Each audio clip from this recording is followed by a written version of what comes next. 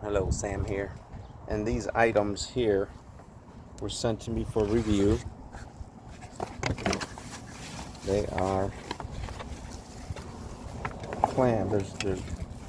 they're pliers to remove the electrical connections on cars. And it just so happens that I'm going to need to use these right now, so we'll check it out.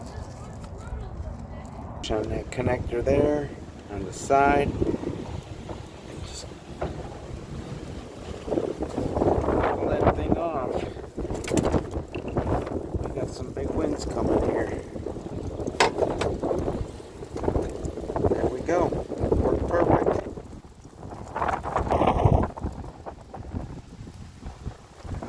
You can see how this one here, it'll get down underneath the piece that holds that, and I'll make quick work of removing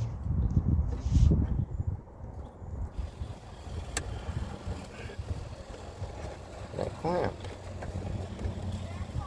I'll also make quick work of removing that clamp, because that piece grabs a hold of that right there, pushes it down.